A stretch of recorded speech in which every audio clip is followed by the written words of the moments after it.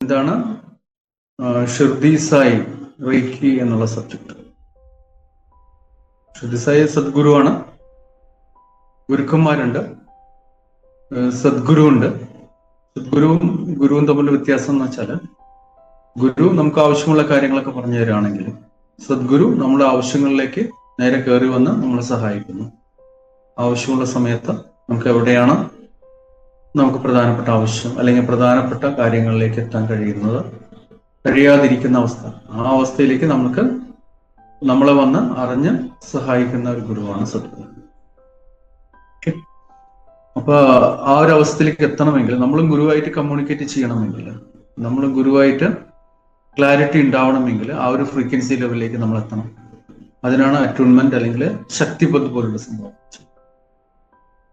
അപ്പൊ ഗുരുവായിട്ട് കമ്മ്യൂണിക്കേറ്റ് ചെയ്യാനുള്ള ഒരു മൊബൈലിലെ ഒരു സിം പോലെ ഗുരുവായിട്ട് കമ്മ്യൂണിക്കേറ്റ് ചെയ്യാനുള്ള ആ ഒരു ഫ്രീക്വൻസി നിങ്ങളിലേക്ക് നേടിത്തന്ന് നിങ്ങൾ റെഗുലറായിട്ട് ആ ഫ്രീക്വൻസിയിൽ തന്നെ പോകുമ്പോഴാണ് നിങ്ങളുടെ ഗുരു, നിങ്ങളുടെ സദ്ഗുരുവായിട്ട് കമ്മ്യൂണിക്കേറ്റ് ചെയ്യാൻ നിങ്ങൾക്ക് പറ്റും.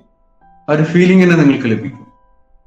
അതൊരു സ്പർശനമായിട്ടോ, ഒരു ചൂടായിട്ടോ, ഒരു തണുപ്പായിട്ടോ, ഒരു മരവിപ്പായിട്ടോ, പല രീതിയിൽ ഓരോരുത്തർക്കും ഓരോ രീതിയിലുള്ള ഫീലിങ്സ് ആണ് ലഭിക്കും.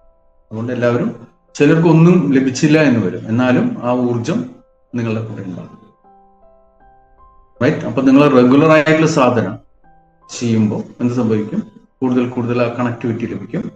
അതിലൂടെ നിങ്ങളുടെ ജീവിത യാത്രയിൽ, അത് ഏത് യാത്രയായിക്കോട്ടെ, ആധ്യാത്മികമായിക്കോട്ടെ, സ്പിരിച്വൽ അല്ലെങ്കിൽ നിങ്ങളുടെ ജീവിതത്തിലെ ഫിസിക്കലി സാമ്പത്തികമായിക്കോട്ടെ, ഏത് തലത്തിലായാലും ആ ഒരു ചൈതന്യം, ആ ഒരു ഊർജം നിങ്ങളെ ആ ആപത് ഘട്ടങ്ങളിൽ നിങ്ങളെ സഹായിക്കും.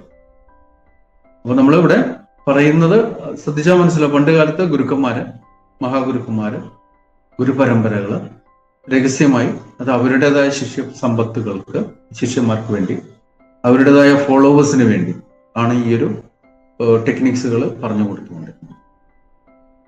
ശ്രദ്ധിക്കുക. അപ്പൊ ഇത് എത്രയും ലളിതമായി, വളരെ സിമ്പിളായി നിങ്ങൾക്ക് പറഞ്ഞു തരികയാണ്.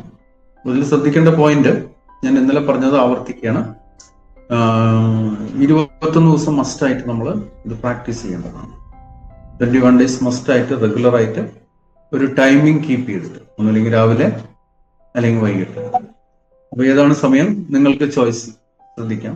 ഒരു ദിവസം മുടങ്ങിയാൽ വീണ്ടും റിപ്പീറ്റ് ചെയ്യണം. ശ്രദ്ധിക്കേണ്ട ഒരു point, 21 days you should repeat. റെഗുലറായിട്ട് അത് ചെയ്യേണ്ടതാണ്.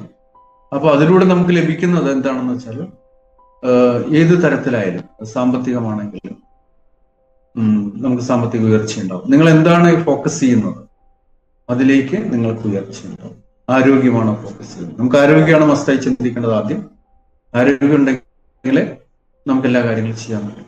സമ്പത്ത് വന്നാലും ആരോഗ്യമില്ലെങ്കിൽ ആ സമ്പത്തിനെ കൊണ്ട് ആരോഗ്യം ഉണ്ടാക്കാൻ നടക്കും. അപ്പൊ ആരോഗ്യം ഫസ്റ്റ് കറക്റ്റ് ചെയ്യാൻ, രോഗമില്ലാത്തൊരവസ്ഥയിലേക്ക് നമ്മൾ എത്താൻ ശ്രമിക്കാൻ. അതോടൊപ്പം നമുക്ക് സാമ്പത്തികം കൂടി വേണം. അപ്പൊ അതിനാണ് ഗുരുപരമ്പരകളുടെ സഹായം, അനുഗ്രഹങ്ങൾ നമുക്ക് ആവശ്യമാണ്. അപ്പൊ അതിൻ്റെ ഒരു ട്രെയിനിങ് സെഷൻസ് ആണ് നമുക്കിവിടെ ഇന്ന് സ്റ്റാർട്ട് ചെയ്യുന്നത്. അപ്പൊ അതിൽ നിങ്ങൾ റെഡിയാവുക എന്നുള്ളതാണ്. നിങ്ങൾ പൂർണ്ണമായിട്ടും ആ ഒരു ക്രിയയിലേക്ക് എത്തിപ്പെടുക എന്നുള്ളതാണ്. അപ്പൊ ഇത് പലരും പഠിച്ചവരായിരിക്കാം, അല്ലെങ്കിൽ പഠിച്ചിട്ട് പ്രാക്ടീസ് ചെയ്യാത്തവരായിരിക്കാം. പക്ഷെ ഇവിടെ ശ്രദ്ധിക്കാം, നമ്മളിവിടെ സ്റ്റാർട്ട് ചെയ്യണം.